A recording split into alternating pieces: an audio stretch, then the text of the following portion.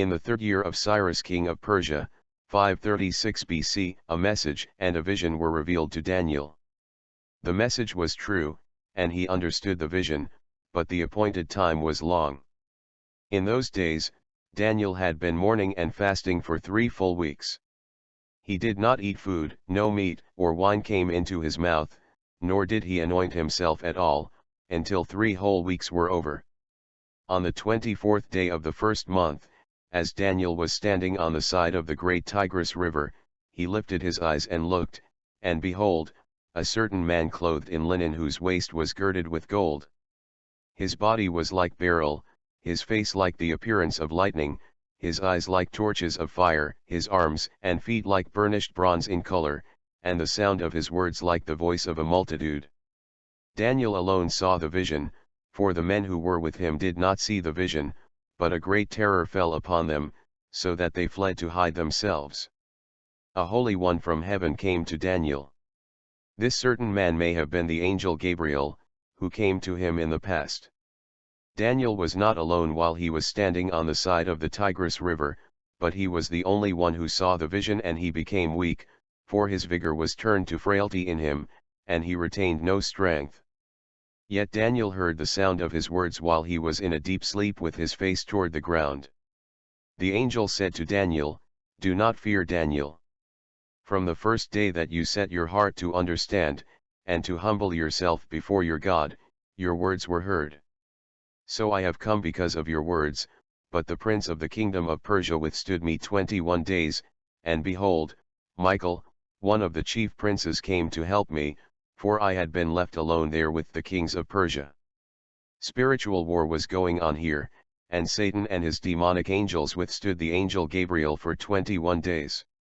Satan was the prince over the kingdom of Persia who kept Gabriel from coming to Daniel to reveal the revelation about the future of his people in the latter days.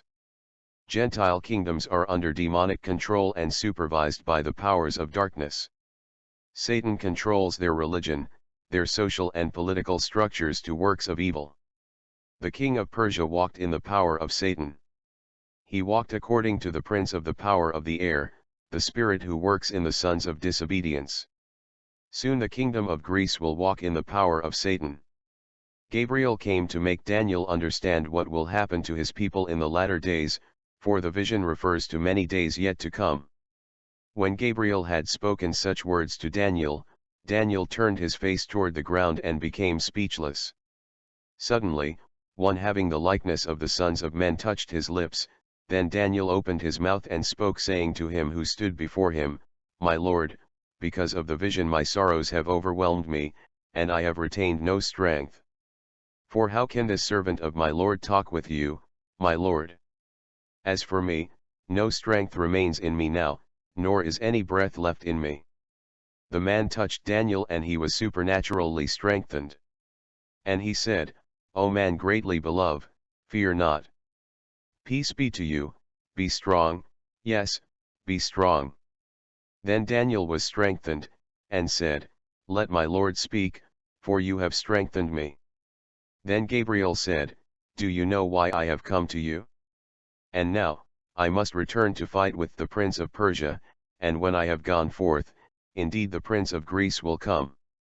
But I will tell you what is noted in the scripture of truth. No one upholds me against these fallen angels, except Michael your prince."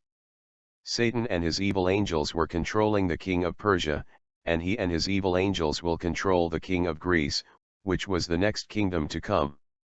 Satan has been thrown out of heaven, but he still presents himself before the Lord, day and night, accusing the people of God.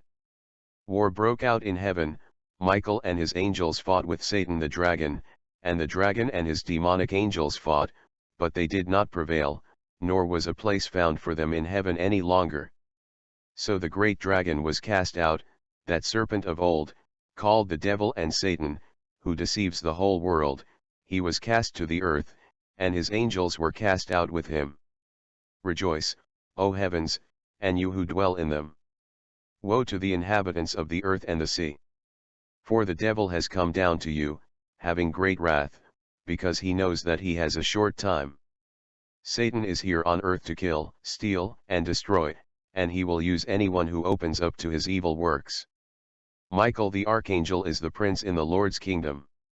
He fights to protect the Lord's people who dwell on earth. We do not wrestle against flesh and blood, but against principalities, against powers, against the rulers of the darkness of this age, against spiritual hosts of wickedness in the heavenly places. This is one reason we must take up the whole armor of God daily, that we may be able to withstand in the evil day, and having done all, to stand. Number 1. Daniel 11 verses 1 through 4. In the first year of Darius the Mede, Gabriel stood up to confirm and strengthen Daniel. Now he will tell Daniel the truth. Daniel is now under the Persian king Darius, but 3 more kings will rise in Persia, and the 4th will be far richer than them all. By his strength, through his riches, he will stir up all against the kingdom of Greece. Then a mighty king will arise, who will rule with great dominion, and do according to his will.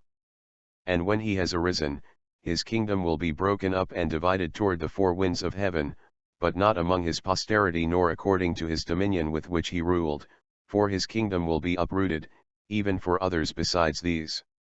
The prophecy is explained as follows. 3 Persian kings rose in Persia after Cyrus II. Cambyses, who was Cyrus' son, reigned from 530 to 522 BC, and during his reign he conquered Egypt, and Egypt became a nation ruled by Persia. Gomeda, known as Pseudo-Smerdis, had a brief reign of only a few months in 522 BC. The next Persian king was Darius I, who reigned from 522 to 486 BC. He defeated 9 kings to claim all 23 Persian satrapies. The 4th king was Xerxes, the Persian king in Esther, who reigned from 486 to 465 BC. Through his conquest and heavy taxation, he became the richest Persian king of them all. Xerxes I, the 4th king of Persia, attempted to conquer Greece in 480 BC, but he only stirred up all against the kingdom of Greece. The last king of Persia was Darius Codomanus, and during his reign in 336 BC, the kingdom was on decline and about to fall into the hands of the Greeks, into the hands of the prince to come, the mighty Greek king, Alexander the Great, 336 to 323 BC. At the age of 20 years old, he succeeded his father Philip the king, and he became king of Macedon over Greece in 336 BC. In 331 BC, Alexander the Great defeated the Persian king Darius III, at Gaugamela. Darius fled after he was defeated, and killed by his own men. After Alexander defeated Darius at Gaugamela, he entered Babylon in victory. From Babylon, he moved southwest to destroy the capital of Persia at Persepolis. History say Alexander did this in revenge. It was 150 years earlier when Xerxes set Athens to flames, and that was Alexander's payback to the Persians. Alexander then proceeded through the eastern provinces of Persia and entered northwest India. Alexander ruled with great dominion, and did according to his own will. Alexander made Macedon the world's dominant power in the late 4th century BC. And he ruled the kingdom of Greece for 12 years and 8 months, and during that time with exceptional speed, he conquered much territory that stretched from Greece to India, conquering even the Persian Empire. However, after a sickness, Alexander was cut off by a sudden death at the age of 33, in 323 BC. His kingdom was broken up and divided, but not among his posterity nor according to his dominion with which he ruled, for Alexander had no heir to succeed his throne, therefore his kingdom was uprooted and given into the hands of his 4 generals. Out of many generals, who were able to rule Alexander's empire, men from the army of Babylon and other generals, who were governors stationed in various areas of the province, there were only 4 generals in the end who ruled the divided kingdom, namely, Seleucus, he had leadership in the east, Babylon, Persia, and Syria in 312 to 281 BC. Ptolemy had leadership in the south, and Egypt in 323 to 285 BC. Lysimachus had leadership in the north, Thrace, and Asia Minor in 323 to 281 BC, he was slain in battle in 281 BC, before he could establish a Lysimachus dynasty. Cassander held the land in the west, Macedonia and Greece, and he died in 298 BC. The four generals engaged in long and bitter wars to see who would succeed the kingdom of Alexander the Great. But they never retained the strength of Alexander's kingdom, and after the death of Lysimachus and Cassander, the kingdom of Greece became a dual warfare between the Greek Ptolemaic and Seleucid dynasties. Ptolemy I took Egypt, and Seleucus I took Persia. The name Ptolemy is a general title for 15 Macedonian Greek kings, similar to the title of Egyptian kings whose general title was Pharaoh. Antiochus was the name of 13 members of the Seleucid dynasty of Syria, which Seleucus I founded the Seleucid dynasty, and after his death, the first of the Syrian dynasty of the Seleucids was Antiochus I, the son of Seleucus I. The Ptolemaic and the Seleucid kingdoms were the lasting kingdoms to rule as absolute monarchs, in which the people of God, the Jewish people, continually tried to maintain their isolation and freedom from the two dynasties that continue to war for the control of their land. They warred over the Jewish territory because Israel had a good trade route that led to Arabia. Therefore, the Ptolemies and the Seleucids had intense conflicts over who would rule Judah. Ptolemy ruled from the conquest of Alexander the Great in 323 BC, until the Roman conquest of Egypt in 30 BC. The Seleucid dynasty governed Jerusalem from 280 BC following the division of Alexander the Great's kingdom, until the Roman commander Pompey made Syria a Roman province in 63 BC. Number 2. Daniel 11 verses 5 and 6. Also, the king of the south will become strong, as well as one of his princes, and he will gain power over him and have dominion. His dominion will be a great dominion. And at the end of some years they will join forces, for the daughter of the king of the south will go to the king of the north to make an agreement, but she will not retain the power of her authority, and neither he nor his authority will stand, but she will be given up, with those who brought her, and with him who begot her, and with him who strengthened her in those times. Gabriel is beginning to explain to Daniel what will eventually happen to his people in the latter days when the Greek Empire come into existence after conquering the Medes and Persians, of which Daniel lives now under Persia rule at the present time. He begins by telling the conflicts to come between the northern kingdom of Syria and the southern kingdom of Egypt, which the nation of Israel is located just between them. The kingdom south of Israel is Egypt, and the king of Egypt is Ptolemy I Soter, a son of Lagus, a Macedonian. He was a general in the army of Alexander III, and after Alexander's death, he professed the title King of Egypt.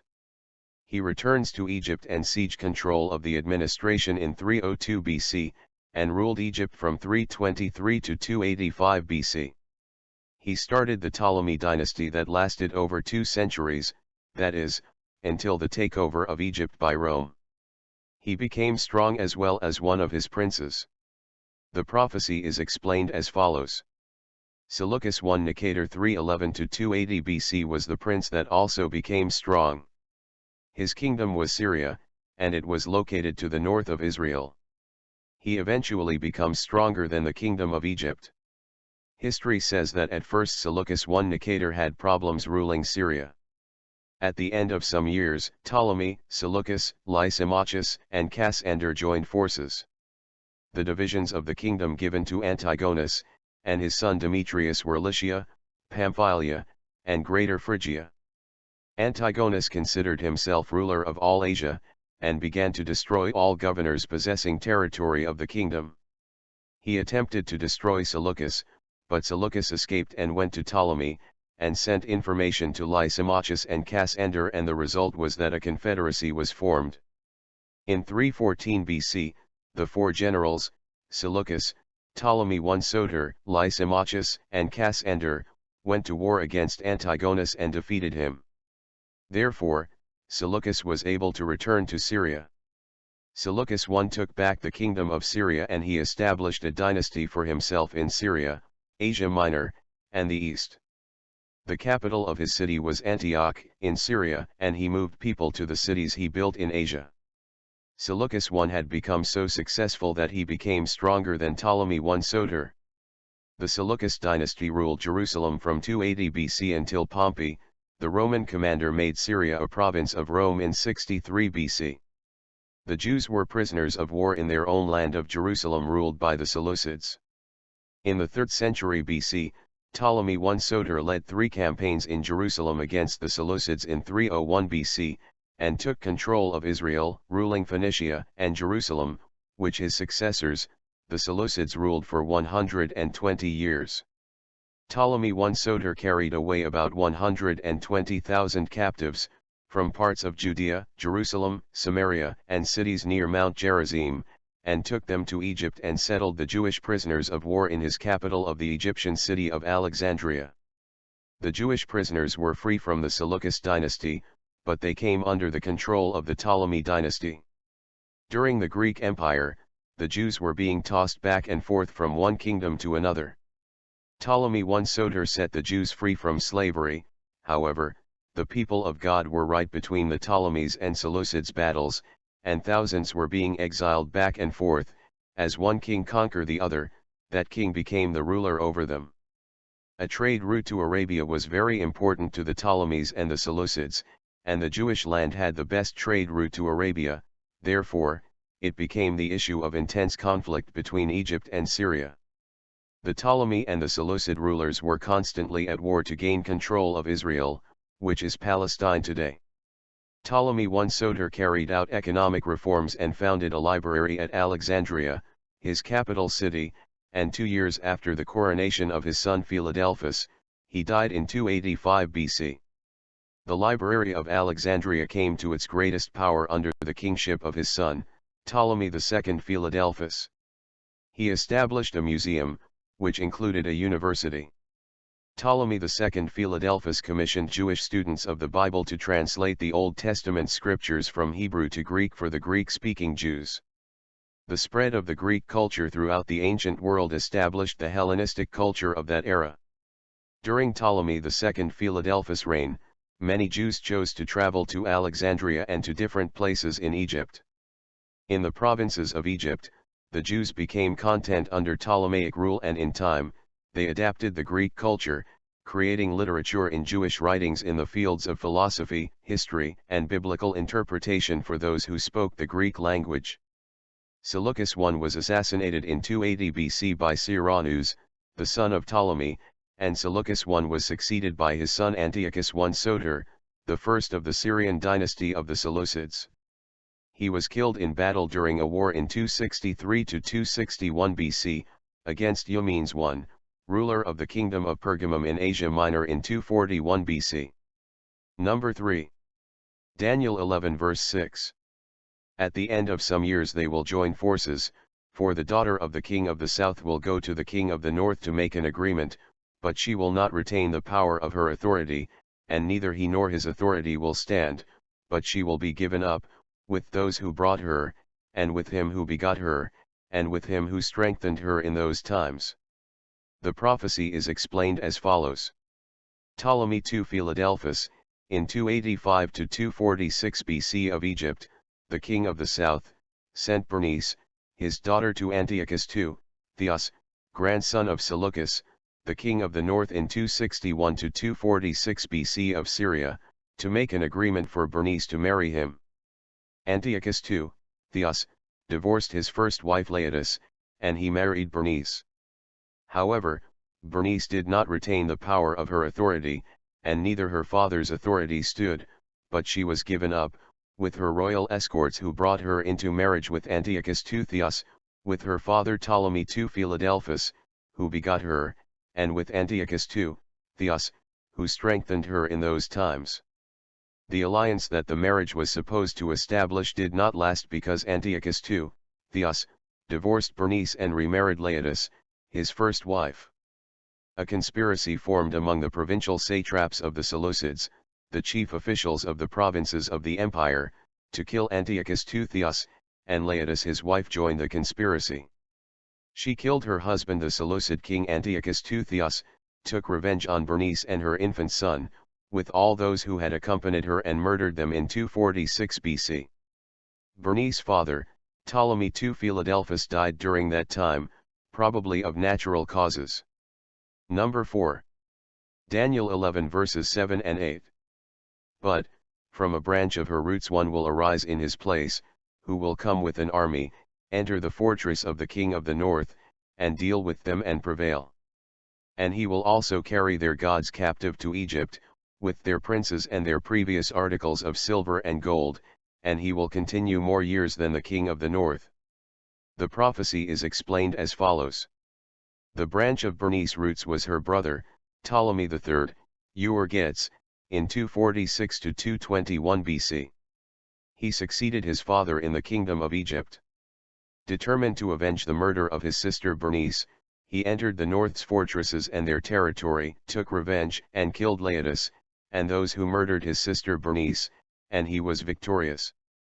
Ptolemy III, Euergetes carried off their gods captive to Egypt, for they were the Syrian gods of the land they thought would protect them. Therefore, with their princes and their precious articles of silver and gold, Ptolemy III Euergetes profited with much booty and conquered the north, and he continued more years than Antiochus II Theos, for his wife had murdered him.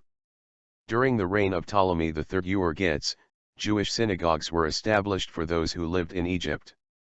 Egyptian power was at the height of its kingdom in prosperity and wealth.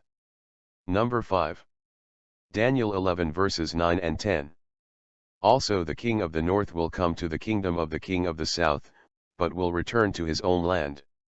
However, his sons will stir up strife, and assemble a multitude of great forces, and one will certainly come and overwhelm and pass through, then he will return to his fortress and stir up strife. The prophecy is explained as follows.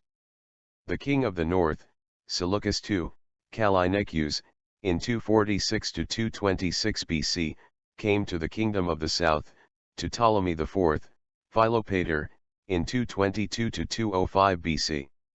He was a very weak ruler, and he attempted an attack on Egypt but was defeated and returned to Syria without accomplishing his purpose. The sons of Seleucus Callinicus were Seleucus III, Cyrannus, his eldest son, in 227 to 23 BC, and Antiochus III, the Great in 223 to 186 BC. They ruled the kingdom at the same time. The two brothers stirred up war, and assembled a multitude of great forces against Ptolemy V Epiphanes, king of Egypt in 205 to 180 BC. Seleucus III Cyrannus, who led the campaign, was murdered. Later Antiochus III assumed the throne and continues the war, and with success, he defeated Ptolemy V, Epiphanes in 198 BC, in the Battle of Panion. Antiochus III, king of Syria, overwhelmed Egypt and added Judea to his kingdom, giving the Seleucids complete control of Jerusalem in 200 BC. The Jews are right back under the control of the Seleucid dynasty, and things do not look good for them. From that time on, Egypt began to decline in power, and the Jews endured one of the worst persecutions. Then Antiochus III, the Great, in 193 BC, returned to his fortress and stirred up strife with the Romans. Involved in a conflict with the Romans who defeated him in 191 BC, he was forced to give up all of his provinces west of the Taurus Mountains. And pay costly tributes. In an attempt to recover his treasures, he was killed sacking a rich temple in Elam, modern Khuzestan, Iran. Number 6. Daniel 11 verses 11 through 13. And the king of the south will be moved with rage, and go out and fight with him, with the king of the north, who will muster a great multitude, but the multitude will be given into the hand of his enemy. When he has taken away the multitude, his heart will be lifted up, and he will cast down tens of thousands, but he will not prevail. For the king of the north will return and muster a multitude greater than the former, and will certainly come at the end of some years with a great army and much equipment. The prophecy is explained as follows. The king of the south, Ptolemy IV, Philopator in 222 to 205 BC, the son of Ptolemy III, Euergetes, was moved with rage, against Syria's victory at Gaza, and went out to fight with the king of the north Antiochus III 223 to 187 BC. Antiochus mustered an army of a great multitude, but his army of the first multitude was defeated, and the second army he sent out was conquered. Then he went himself with an army, and he was given into the hand of his enemy, Ptolemy IV, Philopator of Egypt in 201 BC. Antiochus III was defeated, and the countries which he had returned to Philopator. Ptolemy IV, Philopator had great success, for he defeated the multitude, and his heart became elevated because of it, so that he praised and honored himself and advanced through all the provinces that he had recovered. He passed through Israel, and visited Jerusalem. He went to the temple to offer sacrifices to the God of Israel, made oblations, and brought gifts. However, if that was not enough, he attempted to force his way into the temple, and the Lord struck him that he almost died. Therefore, they had to hurry and get him out of the temple. Ptolemy IV, Philopator left Jerusalem, filled with great hatred against the Jews in Jerusalem, and in fact, he hated the whole nation of Israel. Ptolemy IV Philopator returned to Alexandria. He carried his hatred to the Jews who dwelt in Alexandria. In 216 BC, he published a decree that no one should be allowed to enter the palace unless they sacrificed to the gods. The decree was written against the Jews, for the Jews sacrificed only to the God of heaven. Ptolemy IV Philopator decreed that Jews were the minority, the lowest rank. They were required to be branded with a hot iron, and if any refused, they were made slaves. If any of them refused to be slaves, they were put to death. The only relief that the Jews could obtain was if they renounced their worship of the Lord, their God, and accept initiation into the Egyptian religion, then they could keep their original first rank and privileges as before. Sadly, 300 Jews adopted the heathen religion. The true worshippers separated completely from them. Nevertheless, this further angered Philopator, and he decided to destroy all the Jews in all his provinces, beginning with those who dwelt in Egypt. He commanded that all the Jews found in Egypt be brought in chains to Alexandria. They were to be imprisoned in a large place where games and races were celebrated, much like a Colosseum. The Jewish people were to be destroyed at an appointed set time. The great day of the Egyptians' spectacle came, but had to be postponed for 3 executive days because the king was drunk for 3 days. The 4th day Ptolemy sobered up, and came to the spectacle. However, the spectacle did not go as expected. The elephants that were made mad by them giving wine to drink, did not stampede the Jews, for the Lord God of Israel intervened and turned the elephants' rage upon all those who came to see the show, and destroyed great numbers of them. King Ptolemy IV Philopator revoked his decree against the Jews. In 213 BC, 3 years later, there was a revolt of the Egyptians, and again Ptolemy IV Philopator wrath was again against the Jews. He slaughtered 40,000 Jews, and cast down tens of thousands. Ptolemy IV Philopator died in 204 BC, at the age of 37. He died from alcohol consumption. He had one son to succeed him, who was 4 years old, named Ptolemy V Epiphanes. Daniel 11 verse 12, and the Antiquities of the Jews. Josephus. The 4-year-old son of Philopator was Ptolemy V Epiphanes 205 to 180 BC. He was left to rule Egypt. However, when Antiochus III, the great, and Philip king of Macedon knew that a child was ruling in Egypt, they formed an alliance to take the whole empire and divide it between them. Antiochus Magnus set out with his great army, and took all the lands up to the borders of Egypt. For the king, Antiochus Magus returned and musters a multitude greater than the former, and he certainly came at the end of some years with a great army better equipped than before. Number 7. Daniel 11 verses 14 through 16. Now in those times many will rise up against the king of the south. Also, violent men of your people will exalt themselves in fulfillment of the vision, but they will fall. So the king of the north will come and build a siege mound, and take a fortified city, and the forces of the south will not withstand him. Even his choice troops will have no strength to resist. But he who comes against him will do according to his own will, and no one will stand against him. He will stand in the glorious land with destruction in his power. The prophecy is explained as follows. Some Jews, violent men, among Daniel's own people exalted themselves to help Antiochus fight against Egypt. They resented a child being crowned king of Egypt. Therefore, many Jews rose in rebellion and joined forces with Antiochus III, to fight Egypt, but they were without success.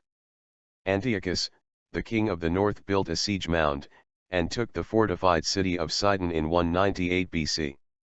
He also attacked Attalus, the king of Pergamus, and right away, ambassadors were sent by Attalus to Rome asking them for help, and help came. Antiochus III therefore withdrew his forces. Rome was becoming increasingly drawn into the affairs of Egypt and Syria of the Greek Empire. We see a turn of events slowly evolving. The intervention of a new power to the west is rising.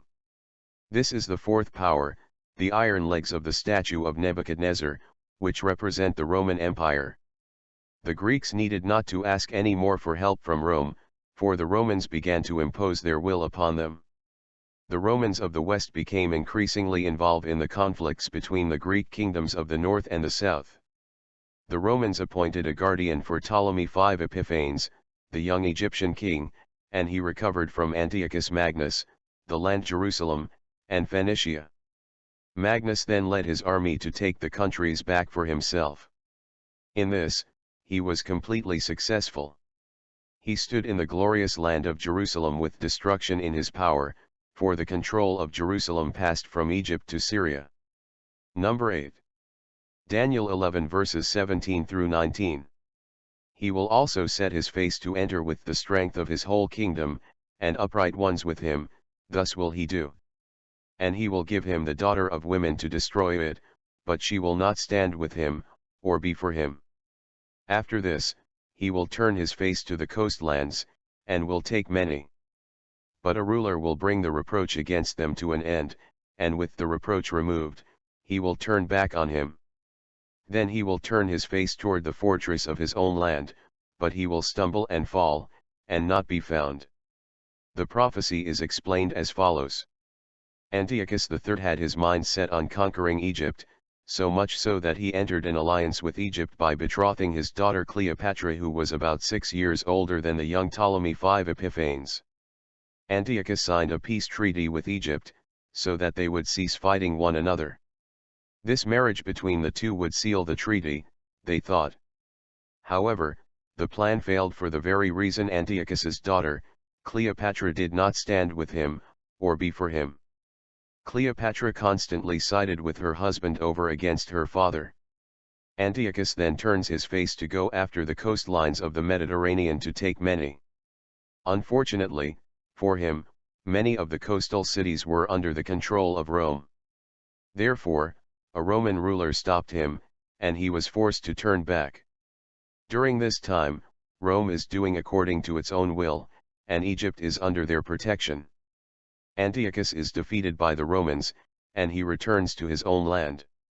Not wanting to go up against the Romans again, he made peace with them at a very high price. Antiochus the Great agreed to the terms of a peace treaty in giving up all the territory he controlled in Asia Minor, and he agreed that Rome would impose tribute in taxes on him every year for 12 years. He also had to give up many of his warships to Rome. Nothing was left to him except humiliation and defeat. He stumbles and fall, and he was found no more. Number 9. Daniel 11 verses 20 through 24. There will arise in his place one that imposes taxes on the glorious kingdom, but within a few days he will be destroyed, but not in anger or in battle. And in his place will arise a vile person, to whom they will not give the honor of royalty, but he will come in peaceably, and seize the kingdom by intrigue. With the force of a flood they will be swept away from before him and be broken, and also the prince of the covenant. And after the league is made with him, he will act deceitfully, for he will come up and become strong with a small number of people. He will enter peaceably, even into the richest places of the province, and he will do what his fathers have not done, nor his ancestors. He will disperse among them the plunder, spoil, and riches, and he will devise his plans against the strongholds, but only for a time. The prophecy is explained as follows. The angel Gabriel now speaks of two future successors of Antiochus the Great. Seleucus IV, Philopator 187 to 176 BC, and Antiochus IV, Epiphanes, 175 to 164 BC. Seleucus IV, Philopator will arise in his father's place and impose taxes on Jerusalem. His father, Antiochus the Great, left his son Seleucus IV Philopator with so much of a burden trying to keep up with the debt he owed to Rome in tribute taxes that his son resorted to imposing taxes on Jerusalem. Seleucus IV Philopator sent out Heliodorus, a tax collector, to fulfill this purpose. A few years later, Seleucus IV Philopator was killed, probably by poisoning, for it was not in anger or battle. See 2 Maccabee 3 verse 7. Antiochus IV, Epiphanes, is the vile person and the enemy and persecutor of the Jews, who seized the kingdom by intrigue, by scheming. Antiochus IV, Epiphanes, was attacked by a large Egyptian army, and they were swept away and defeated. Onias III, the deposed high priest of Jerusalem, and of the covenant, was also swept away. Antiochus IV Epiphanes, by acting deceitfully, he came to an agreement with Onias III, became strong with a few people, and he rose to power. He invaded and plundered the richest places of the province and took from them spoil, and riches to disperse among them.